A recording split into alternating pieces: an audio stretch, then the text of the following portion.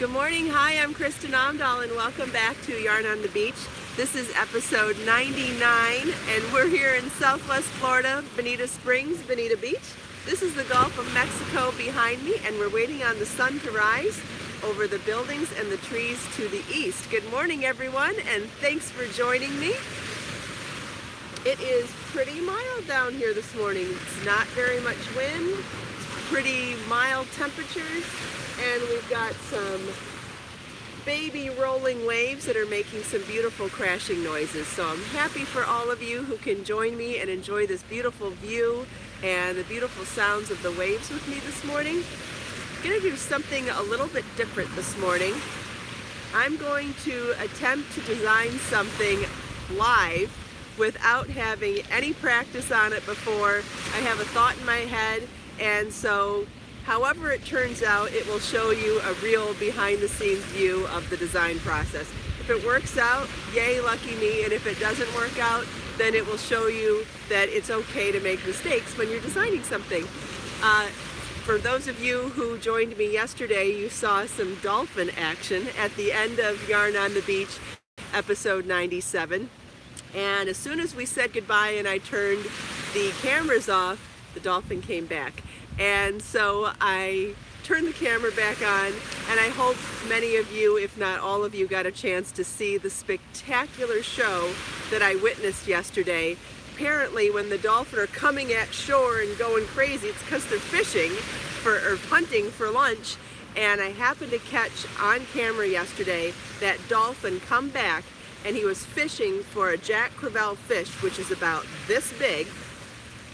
And the dolphin was in such shallow water that you could see his fins, and the fish was in even more shallow water, the same ratio for his body size, and you could see his fins. So the fish that was this big was in this much water, and the dolphin, which was this big, was in this much water, and they were head to head and wondering who was going to do what. And the dolphin charged at him, and then the fish came back even more to the shore. And eventually the dolphin, it's so funny because you know how we always joke that we get distracted by the next shiny thing? Well, if you watch towards the end of the 4-minute video, there's a little fish about this big but super shiny, and it jumps in front of the dolphin, and so the dolphin takes off after that little fish briefly, and the fish sees it as his moment of opportunity to take off, and he takes off down that way, and he got a head start before the dolphin started chasing him. And so the end of my 4-minute video is, and there was such clear water yesterday, you can see them both running parallel to the shore. So I don't know if the fish made it eventually, but he made it for my witnessing, and that was good enough. I like an underdog story, and I really like the idea that the little guy won yesterday. So it was a good story with a good ending, and if you get a chance to take a look at it, it's really worth 4 minutes of your time. You just want to pop back over to my YouTube channel, and it will be the most recent video before Yarn on the Beach episode 99.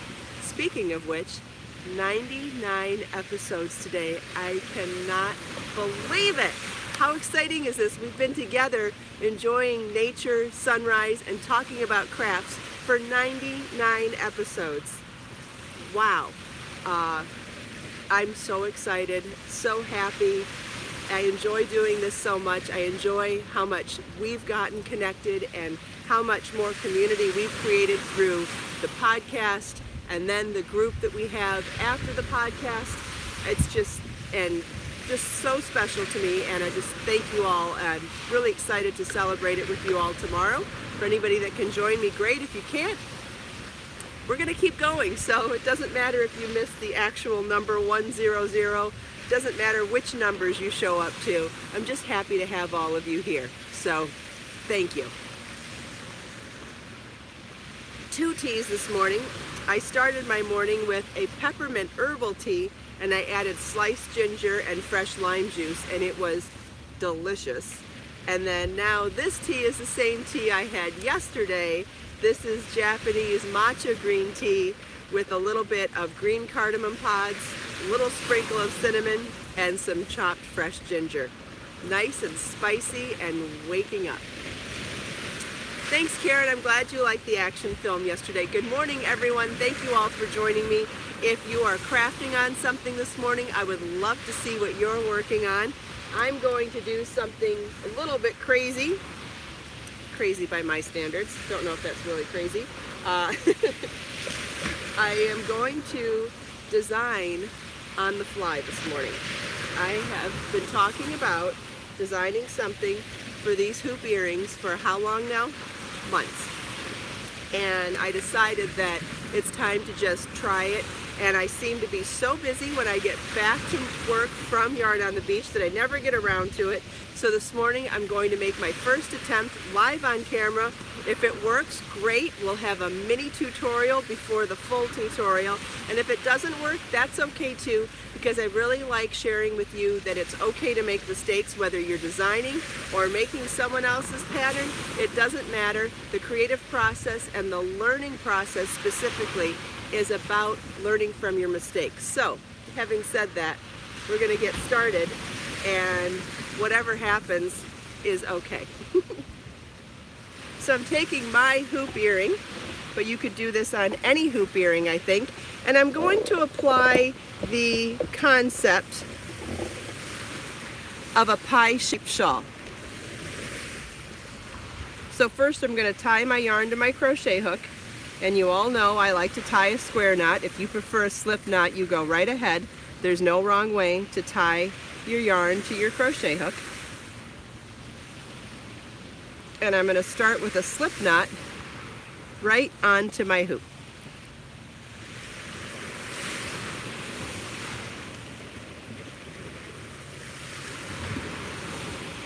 Okay, chain 2. Count as my first double crochet, and I'm going to work double crochets around the hoop. Hopefully this is showing up on camera. Yeah, I think that's showing up. If anybody has a problem with this angle, please let me know. I'll try to look at the camera for a minute here. So we're going to yarn over our hook, go under the loop of the hook, yarn over, pull up a loop, yarn over, pull through 2, yarn over, pull through 2. Think of that hoop earring like a chain 5 space or a chain 10 space, or I guess that would be like a chain 30 space, but whatever. Think about it like you're crocheting into a chain ring. It's no different. It's just a little stiffer. No big deal. Somebody can't see. Okay. Come a little bit closer. Maybe it's all the busy prints. I've got my leggings on for my Redbubble shop, one of my favorite prints, and my towel, so I guess that's a little busy. Let's try. Maybe that's better. So I'm going to yarn over my hook, insert my hook around the earring, yarn over, pull up a loop, yarn over, pull through 2, yarn over, pull through 2. Is that better? And I'm going to repeat this until I think I've filled up what I think looks good around the earring. Again, this isn't a pattern. This is me just freestyling and seeing what I can come up with. So it's going to be a little bit of trial and error. I want to see if going all the way around looks good or going halfway around looks good. I haven't decided yet. I've got to get a few double crochets on there first before I can decide. I'm not sure if I have the right yarn and the right hook size on there either. It's just my first attempt at freestyling crocheting on an earring. And the reason I'm demonstrating this way is just to show you that being creative is just about exploring and experimenting and trying things. It's okay if it doesn't work out on the first time. You never know when you're going to develop something new because you were brave enough to try. If it doesn't work out the first time, that's okay. And if it does, it's your lucky day.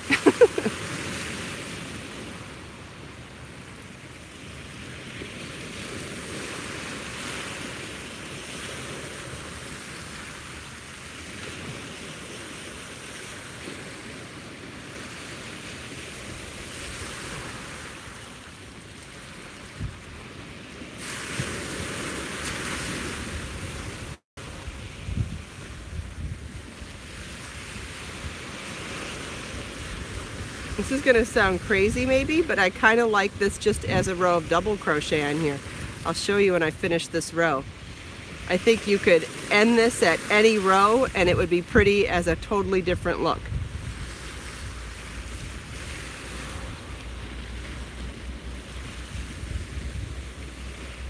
I'm going to set it back up so you can see what I'm talking about. Barbara, it's okay. There's no wrong way to hold your crochet hook. There's no wrong way to hold your yarn. If it works for you, that's okay. Oh yeah, Darlene, I bet. Once you know the ratio of what to do for baby booties, I'm sure that you could freestyle all the time for that. So I'm just going to pull when I'm going to set my work on, I always like to elongate my working loop so that it doesn't get unraveled, so my work doesn't get unraveled. Isn't that cute, just like that? So imagine just wearing this. Let's try it on real quick.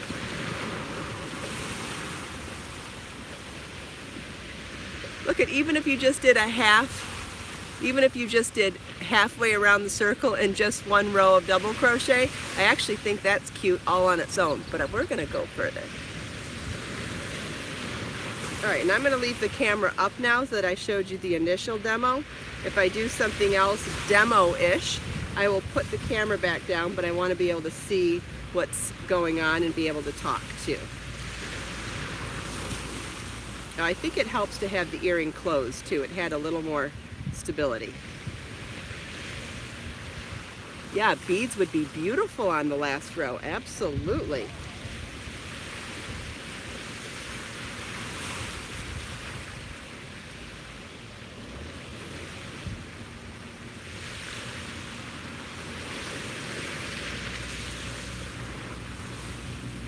Okay, so we're pretty much all the way around. So what I'm going to do now is decrease in the next row. So what I'm going to do is chain 2 and turn my work. That chain 2 is going to count as that first double crochet there, so we're going to skip the next stitch and we're going to double crochet in the next. So and then we're going to not do a chain, nothing, we're just going to skip the next stitch and double crochet in the next.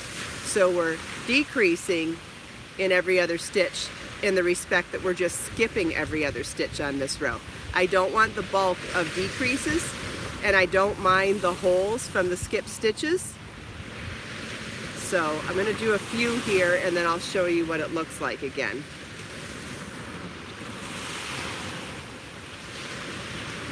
So you see on this row, we're getting holes, but it's only because we're skipping every other stitch. We're now decreasing by skipping every other stitch. So double crochet in the next stitch, skip one stitch, and double crochet in the next stitch. And we'll do that all the way across. And your work's going to start buckling up now because you're decreasing. Good morning. Thank you all for joining me this morning. If you are new to the broadcast right now, I am demonstrating designing on the fly. This is not an existing pattern, and it's just a thought that came into my head, and I wanted to show you that it's okay to experiment, and whether it turns out or not, it's a learning experience. Okay, so you see now we have our second row, which is quite decreased, and what's happening is it's turning itself to the inside. So now we're going to chain 2, turn our work, skip the next stitch, and double crochet in the next stitch, skip the next stitch, double crochet in the next, and repeat that across. So we're going to decrease heavily again in this next stitch. And it's not a pattern so far, so I don't know if this is going to work. I'm just showing you what I'm showing you an inside look at the experimentation process of trying something new. Perhaps this is too quick of a decrease. I don't know. Maybe it's the wrong yarn size. Maybe it's the wrong hook size. Maybe it's the wrong stitch. Who knows? A lot of people are complaining about the way they hold their yarn. Okay, well, having said that there's no wrong way to do it, that's only if you're happy with the way you're doing it. Let me back this up. Only if you're happy with the way you do it. If you're not happy with the way you do it, I find that the way that I hold my yarn is extremely efficient for tension. I get excellent tension from the way that I hold my yarn. So I like to empower people by telling them there's no wrong way to do something, because if something is working for you, there isn't. But if it is bothering you, your lack of consistency and tension, then it may help to learn how to hold your yarn like I do. So let's do that again. Okay, I did chain 2, which counts as my first stitch. Because this is a right hand video and not a left hand video, please keep in mind that what I say is based on right hand crocheting. So I'm holding my hook in my right hand and I'm holding my yarn in my left hand, and I find for me and for my consistency of tension, how I hold the yarn in my left hand is just as important, if not more important, than how I hold my hook in my right hand. So I'm going to hold the body of my work with my thumb and my first finger, and I hold my yarn in between my third and fourth finger, and I do just as much motion going up and down with my left hand as I do with moving my hook in my right hand. So we're going to yarn over the hook, but you notice that as I go yarn over the hook, I'm doing half of the action with my left hand, and I feel like that's how I maintain really good tension. And when I say tension, I don't mean tight, I just mean tension. So we're going to yarn over with the left hand doing half of the action. We're going to skip a stitch, double crochet in the next, and notice to do that yarn over, I lifted the yarn up with my left hand again.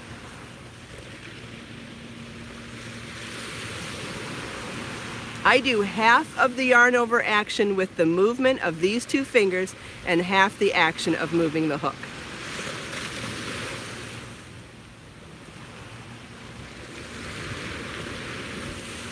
So I think if you could practice that, if you're not doing that now and you're not happy with the way you're doing it now, I feel like that could really be a game changer. But having said that, if you do it differently and it works for you, there's nothing wrong with the way you do it.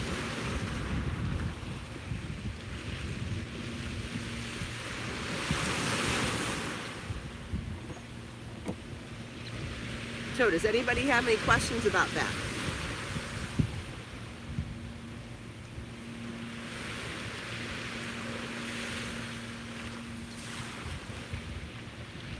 Okay, Barbara says that she is liking that. That's okay, Sulia. If you go back and watch the recording, you can watch the tutorial there too. Beatrice does crochet the same way as I do.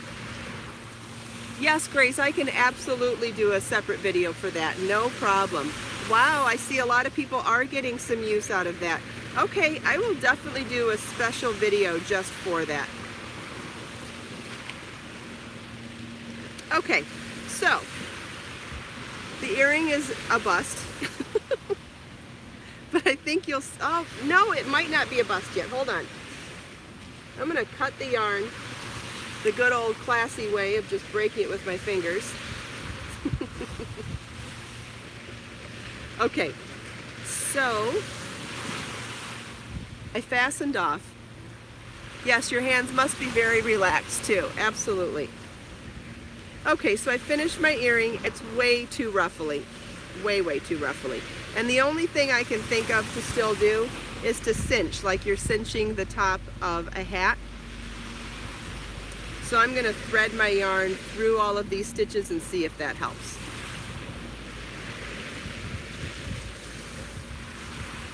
But I have a feeling that I just did way too large of a hook and way too many stitches for my first row.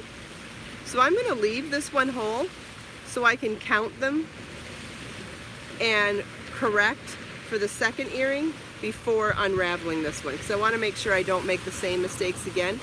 But I'll start by weaving this in and out to cinch it and see if that helps. But it looks like it's just way too much yarn. I mean, I want it to be, you know, that ethereal, really loose kind of, not loose, but really light. Okay, this helps.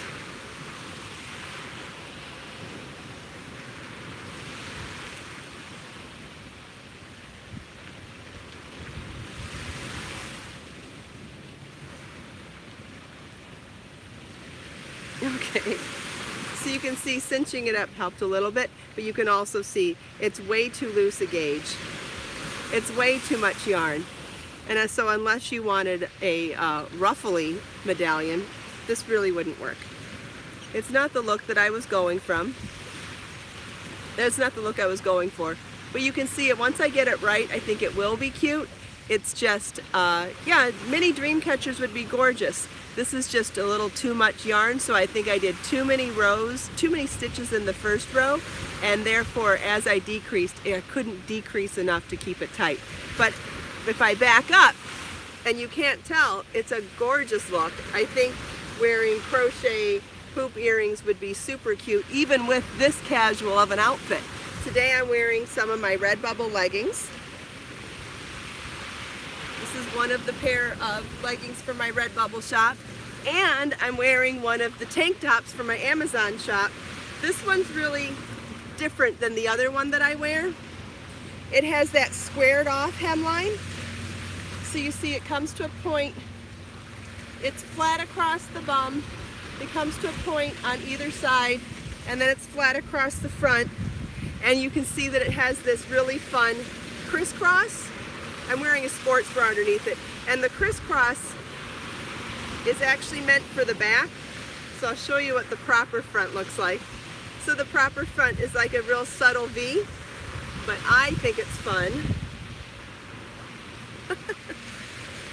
to wear it with the cross in the front. So to me, it's like having two different tank tops and two different looks. Looks great with the leggings, and I think a sand dollar earring or a motif earring is super cute to wear with something like this. So I will continue with the earring. I will not give up on it. I just think that I need to adjust the number of stitches that I put in that first row. And maybe even go a little bit smaller with the hook. Good day, mate. Just made a shawl with fringe. Can she block it with the fringe in it? Yeah, absolutely you could. Just the thing, if it's cut fringe, you want to make sure that you're just really gentle with it so they don't tangle. That would be the only thing I would be worried about. But just be careful with the fringe. But you're going to have to be careful with the fringe anyways, because fringe tangles. So absolutely you can wash it. The more you agitate it, the more you wash it, the more you wear it, the fringe will fray. Sometimes that's the look you're going for, sometimes it's not. If you're going to use cut fringe and you don't want it to fray, you can tie little knots at the end of each piece, which is a lot of work, and may change the look that you're going for. So I mean, we could talk about fringe all day, right? Because there's so many different ways to make fringe.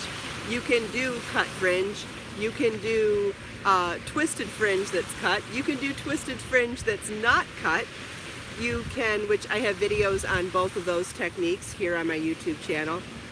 You can, if you're going to use cut fringe, you can add beads to it. You can tie it so that it doesn't unravel. You can add fray check to it to help the yarn from unraveling. That's another good idea.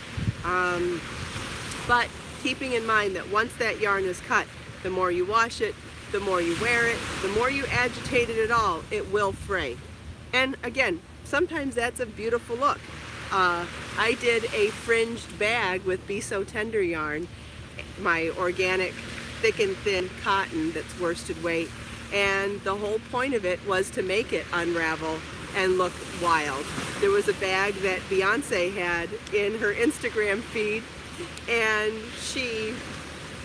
I think it was sheepskin, and she had this fluffy sheepskin purse, and I was like, I can do that with yarn, no problem. I just need to pick the right yarn, and that was the yarn. And so I picked Be So Tender because it is a loosely plied thick and thin organic cotton, and I knew that as it was cut and got agitated that it would fray, and I did that intentionally for that look. So it just depends on what look you're going for. So just keep that in mind with how you use it.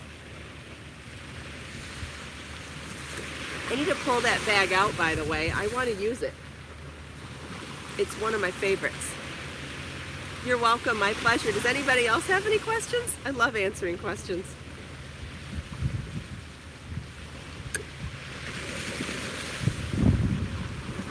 What What a beautiful morning, huh? Oh, by the way, I have another funny story to tell you that happened to me on the way to the beach this morning. So when I'm walking that boardwalk, staring at the earring. Oh, I think I missed it. You know, it's funny, sometimes I can read typo and sometimes I can't, and sometimes it just changes the whole context and I don't get it. So I'm sorry I don't understand your suggestion for the earring. Hi Edna. So you know that boardwalk that I walk down through the mangroves to get to the beach? Well, every now and then I hear something walking in there, and you can tell when something is lizard size and you can tell when something's bigger size by the amount of movement as they walk. And there's something that walks in there that's about this big, maybe this big, whatever. In my mind, it's this big. And I get scared, and I'm hoping nothing's gonna jump out and attack me. And I heard it this morning, and yes, it's the one that's denim colored. And I heard it this morning, I'm like, okay, don't panic, it's gonna be fine. Do you know what it was? It was a sweet little bunny. He was about this big, and he walked out in front of me, and then he hopped across the boardwalk to get to the other side, and I grabbed my camera and I took a little video of him, and today I'm doing the 15 moments 1 second video compilation. I do that every couple of days, and today I'm doing it. I have to commit to it first thing in the morning, otherwise it doesn't get done, or it doesn't.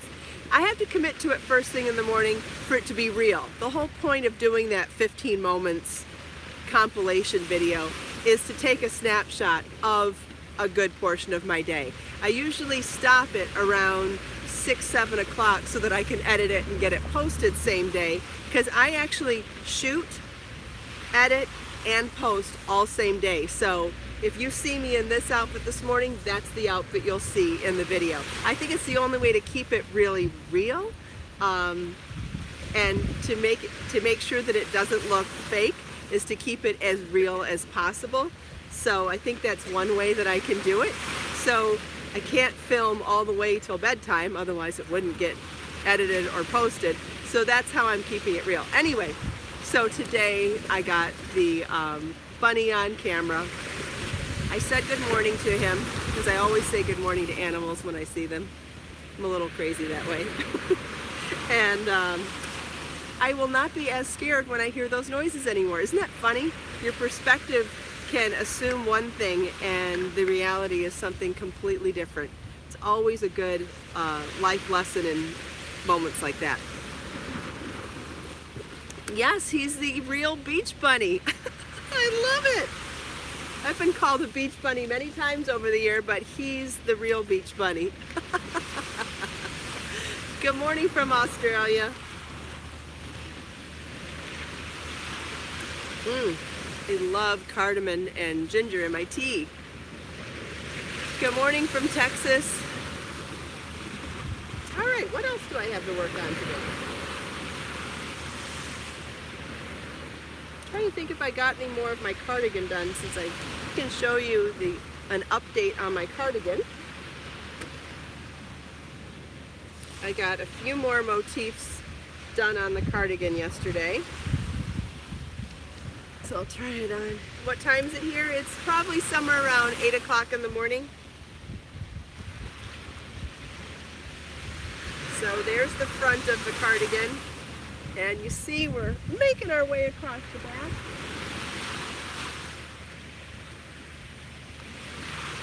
I haven't made it all the way up to the shoulders yet, and I haven't made it all the way down. I do believe that that is going to be the length of the sleeve. I think I'm going to keep it short sleeve, because here in Florida I think that's the way I'll wear it the most. But you could definitely continue on and make it longer. So I've gotten a little, I think I did 2 motifs yesterday, so slow progress, but progress nonetheless. I got a bunch of Biso Lush and Biso Serene hanked up yesterday, so I should be able to start dyeing those today. So dyeing today and drying this weekend, should have those listed and for sale by Monday, hopefully.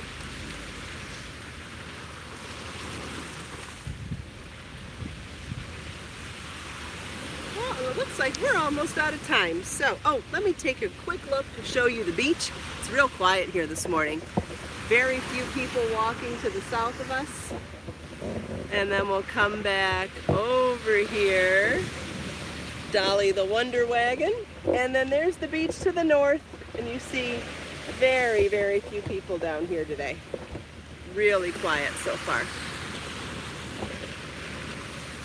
Okay, so let's take this last minute here to look out on this magnificent view, soak in the sounds of these waves, and set our intentions for the day.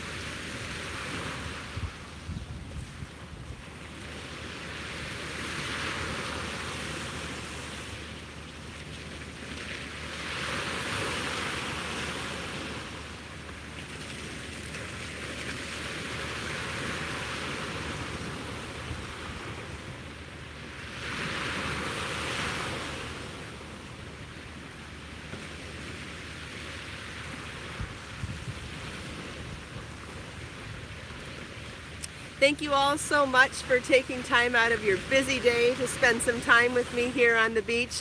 I hope you enjoyed the sunrise and the sound of the waves and chatting with everyone here, including me. If you like Yarn on the Beach podcast, please give us the thumbs up button, share it with your friends, subscribe to my channel, and click the bell to be notified when I'm live. Please make sure you check out the links in the video description where you can find where to follow me in all social media, find my yarn shop, all my free patterns, links to all the different YouTube playlists for different tutorials, and so much more. Let us make time to create, share, and inspire today and every day. I'll see you all tomorrow. Bye.